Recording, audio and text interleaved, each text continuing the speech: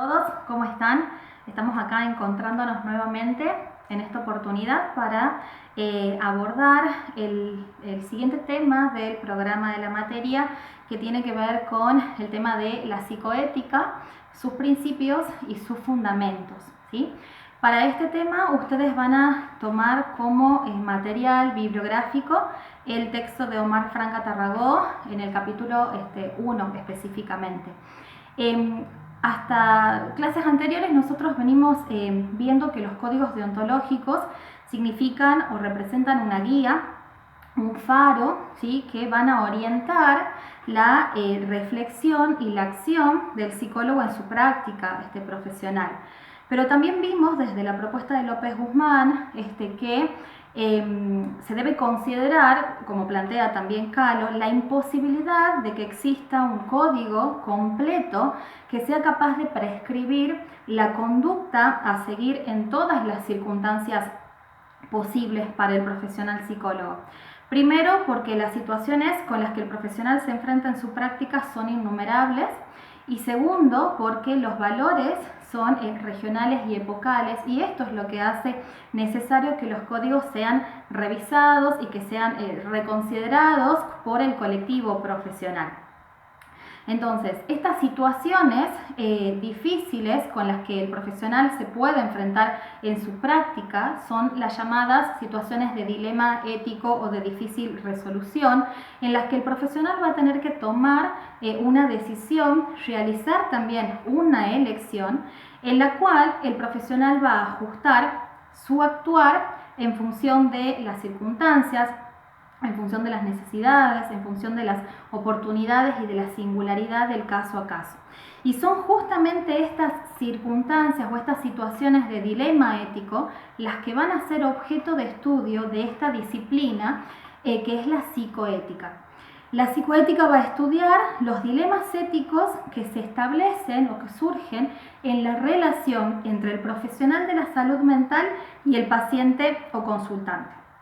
Cuando nosotros hablamos del concepto de dilema, el término dilema proviene del latín dilema, que hace referencia a dis, dos, y lema, premisa, o sea, dos premisas. Un dilema significa un argumento que está formado por dos proposiciones que son contrarias disyuntivamente, pero que para el profesional, en este caso psicólogo, presentan el mismo valor. Cuando nosotros hablamos de disyuntiva, hablamos de alternativa, ¿sí?, de dos cosas por una de las cuales ha de optarse. Entonces, el dilema ético va a poner al profesional, o circunstancias de dilema ético, van a poner al profesional en situación de tener que elegir entre esas dos o más alternativas.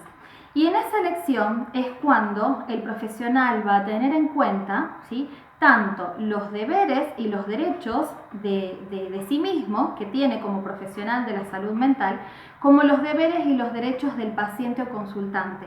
La psicoética se va a apoyar, ¿sí?, para abordar su objeto de estudio, que son los dilemas éticos, en la relación dual de dos sujetos activos. En tanto, estos dos sujetos van a tener deberes y van a tener derechos.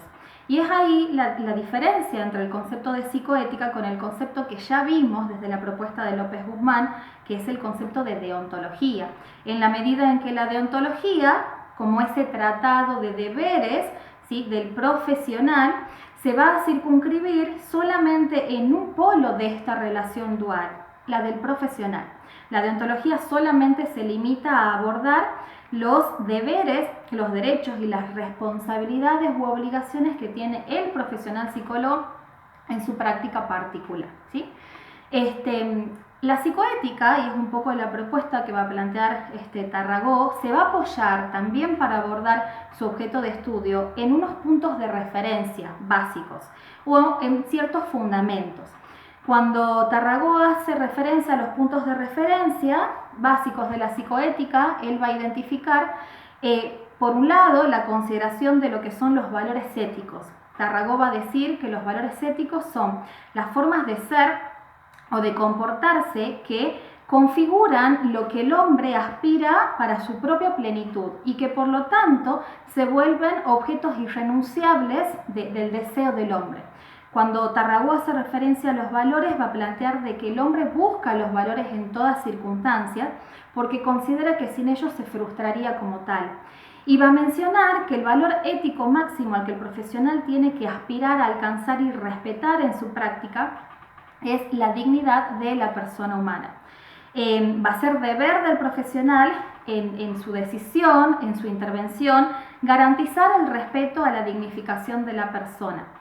De los valores morales se van a desprender los principios morales. Cuando Tarragó habla de los principios morales, hace referencia a un imperativo categórico, justificable, dice Tarragó, por la razón humana y válido para todo tiempo y todo espacio. Los principios van a ser orientaciones o guías que nos van a permitir concretar el respeto al valor ético máximo, que es el de la dignidad de la persona humana. Su contenido, el contenido de los principios es mucho más general, ¿sí? Y va a identificar Tarragó 3 principios de la psicoética: el principio de beneficencia, el principio de autonomía y el principio de justicia. Desde los principios se van a desprender las normas morales. Las normas morales van a ser otro punto de referencia básico de la psicoética, que van a ser definidas como prescripciones que dicen qué acciones deben o no deben hacerse para concretar los principios básicos en la práctica, en la realidad práctica. Las normas morales van a ser formales y su contenido es mucho más preciso y mucho más concreto que el de los principios, porque sí se van a traducir en orientaciones o prescripciones concretas. Dentro de las normas morales de la psicoética se va a mencionar a la norma de la confidencialidad o del secreto profesional, a la norma de la veracidad y a la norma de la fidelidad a las promesas hechas o a los acuerdos. Y por último, como último fundamento de la psicoética, se va a mencionar a lo que son los juicios éticos particulares. Los juicios éticos van a ser considerados como aquellas valoraciones concretas que se hacen al comparar, ¿sí?, la realidad con los deberes éticos que el profesional está llamado a cumplir.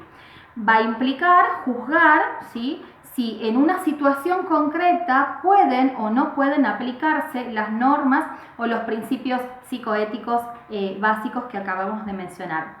Es decir, cuando hacemos referencia a los juicios éticos, ese juicio ético va a hacer referencia a esa manera singular de lectura, de interpretación, ¿sí?, de análisis, de reflexión que hace el profesional psicólogo en situaciones de difícil resolución.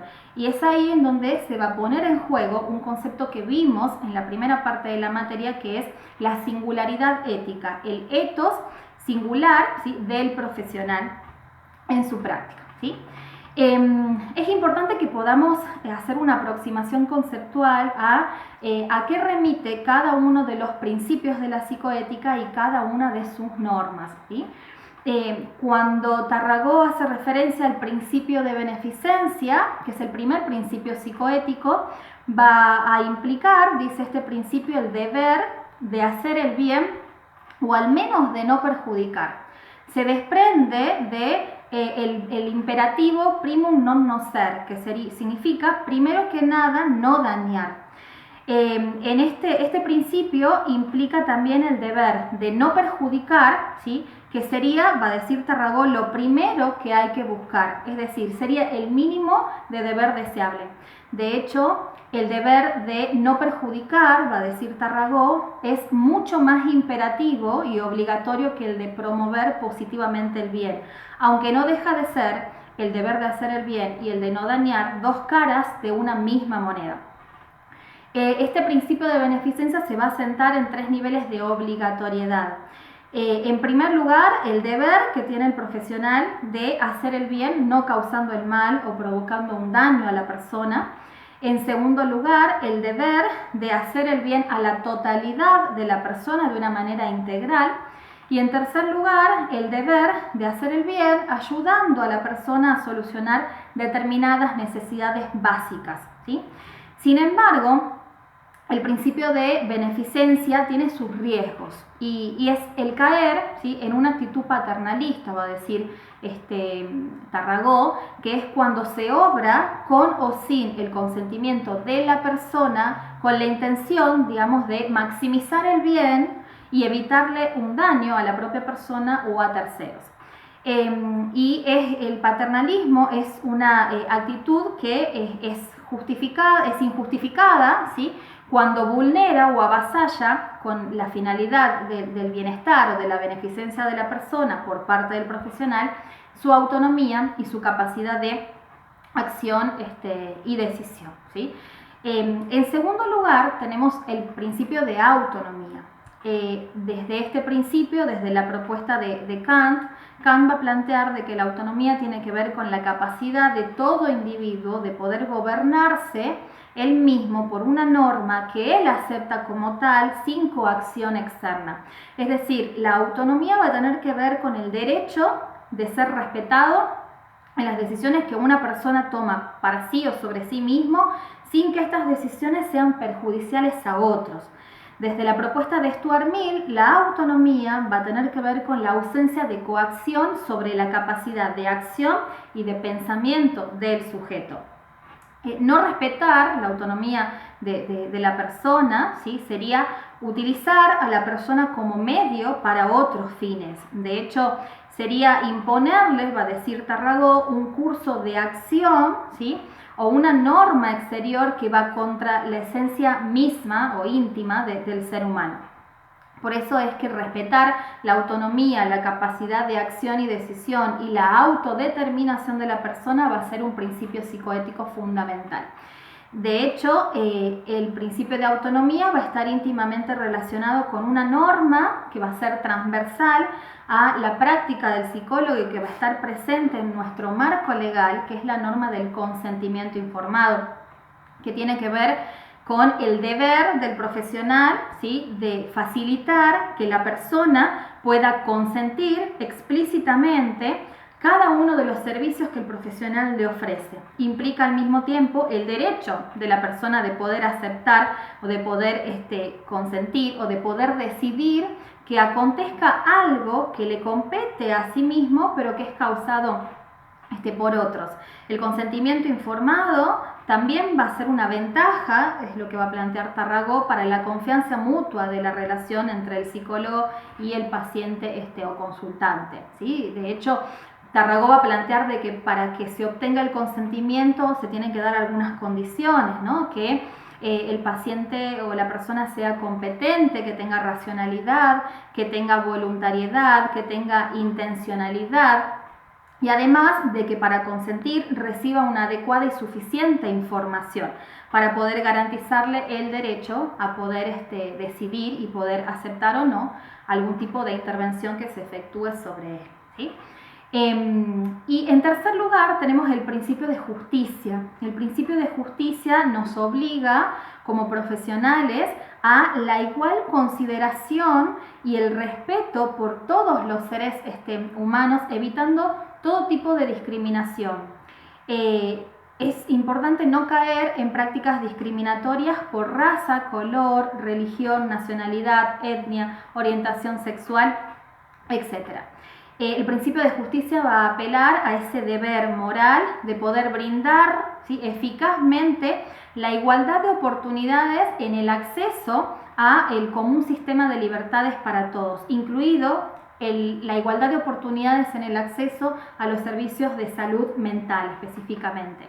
A partir del principio de justicia se debe garantizar el derecho de toda persona a la igualdad de oportunidad de buscar la satisfacción de sus necesidades básicas de vida, de salud, de educación, de trabajo, o también de poder escoger sacrificar cualquiera de estas para alcanzar otras que realmente sean prioritarias. Eso es lo que va a implicar el principio de justicia.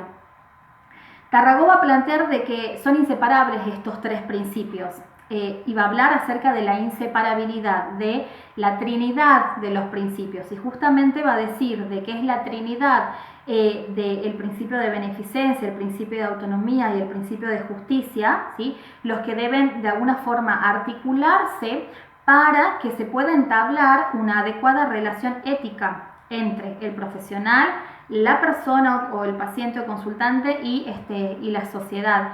Y además, la trinidad de los principios permite también vehiculizar en la práctica concreta el sostén, la protección y el acrecentamiento del valor ético último, que como decíamos es el resguardo y el respeto y la consideración de la dignidad de la persona humana.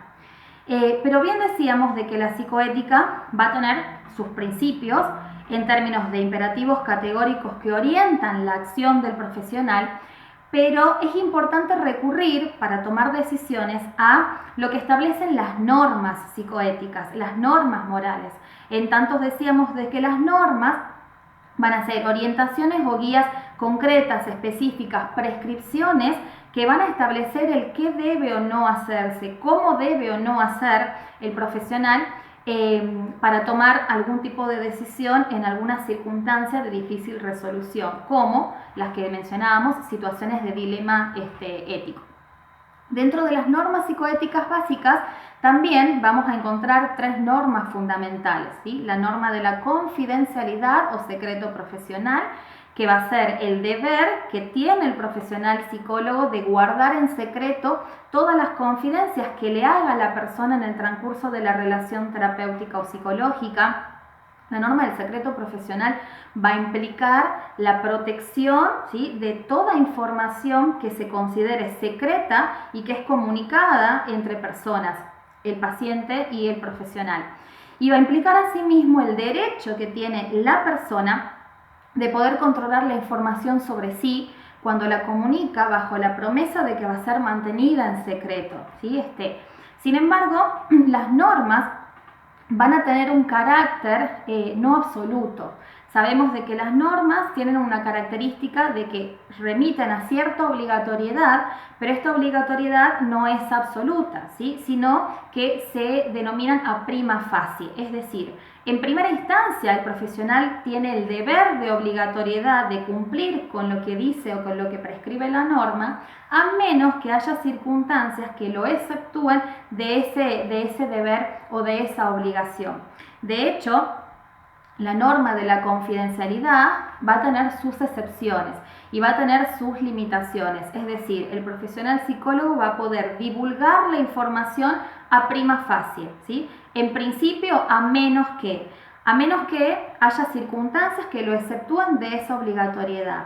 Y esas circunstancias van a ser cuando entra en juego la vida del paciente, cuando haya peligro para la vida de la propia persona, cuando haya seria amenaza para la vida de otros, ¿sí?, cuando el profesional deba usar algo de esta información en caso de defensa personal, como por ejemplo cuando el profesional es denunciado ante la justicia y necesita defenderse, ¿sí?, van a ser circunstancias que van a amparar al profesional en el levantamiento, ¿sí?, de la obligatoriedad de la confidencialidad, ¿sí? Por otro lado, vamos a encontrar de que la psicoética también se asienta en una norma fundamental para la práctica del profesional psicólogo, que es la norma de la veracidad. Cuando nosotros hablamos de veracidad, ¿sí?, es el deber de poder decir lo que la persona tiene derecho a saber, es el deber de decir la verdad, es el no omitir información merecida, información necesaria, ¿sí?, y es el deber de decir activamente lo verdadero.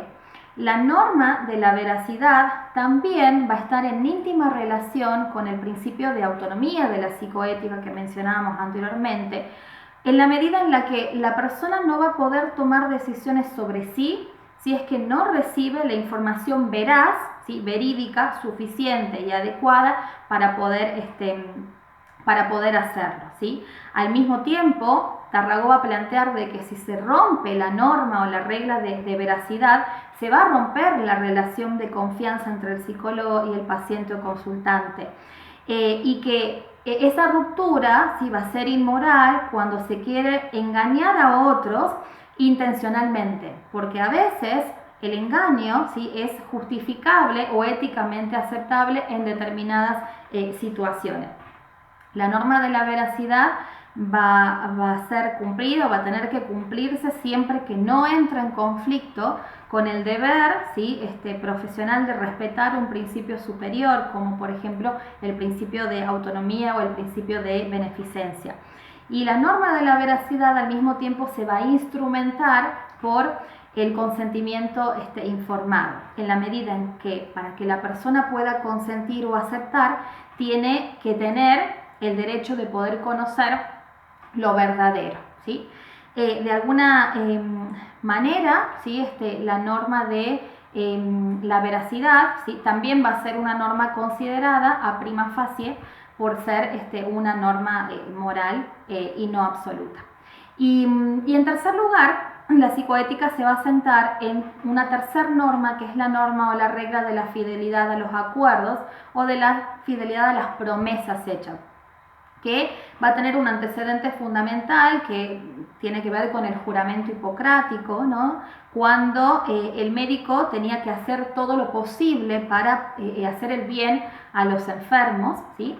Y que establece de alguna manera que el médico estaba dispuesto a asumir un rol, reparar los posibles daños ¿sí? que se deriven de no cumplir ¿sí? con la promesa que se jura de manera solemne. Cuando nosotros hablamos de la regla de la fidelidad a las promesas hechas, hablamos de que el profesional promete brindar determinados servicios y el cliente, el paciente, el consultante recibirlos, con tal de que el paciente cumpla con determinadas instrucciones o pautas y el profesional también con determinadas conductas técnicas y conductas éticas. Tarragó va a diferenciar ahí entre el concepto de promesa ¿sí? y el concepto de fidelidad. Cuando hablamos de promesa, hablamos de un compromiso que uno asume de realizar u omitir algún acto en relación con otra persona.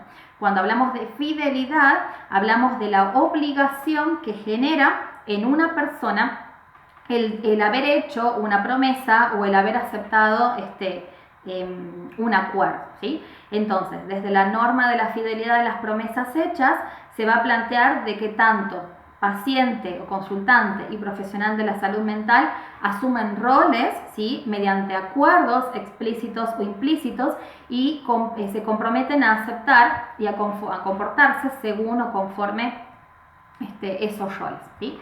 Es importante tener en cuenta de que en una situación de dilema ético de difícil resolución, el profesional tiene que apelar a analizar las circunstancias de manera integral, considerando cómo se ponen en juego estos tres principios psicoéticos básicos, cómo las normas psicoéticas también van a orientar al profesional en la toma de decisiones.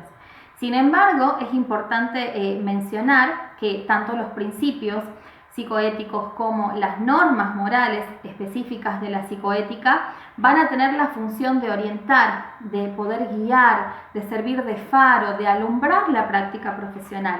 Porque como ya lo plantea Calo, la elección, digamos, del profesional va a sentarse, en definitiva, en su sentido de prudencia, en su responsabilidad profesional, en la toma de decisiones, en la reflexión ética que haga y en la valoración ¿sí? que realice de cada una de estas circunstancias que no están prescriptas todas en la letra de los códigos, justamente porque los códigos de ética o los códigos deontológicos no son cerrados, sino que son susceptibles de cierta flexibilidad ¿sí? y cierta modificación, porque vivimos en todo un entramado social y un entramado cultural que nos va atravesando y que también es cambiante, así como también lo somos como sujetos sociales, ¿sí? Entonces, es importante que puedan identificar los tres principios de la psicoética, las tres normas fundamentales, los puntos de referencia, ¿sí? Y el objeto de estudio fundamental de la psicoética, que va a ser el análisis o el estudio de los dilemas éticos o de situaciones de difícil resolución, ¿sí? Con la que se puede enfrentar el profesional en su práctica profesional. Más adelante veremos cómo y de qué manera se puede abordar, ¿sí? Mediante distintas modalidades de análisis este tipo de situaciones de dilema ético. Así que bueno, dejamos acá, ¿sí? Y espero que nos volvamos a encontrar en próximo tema de la materia. Les mando un beso grande.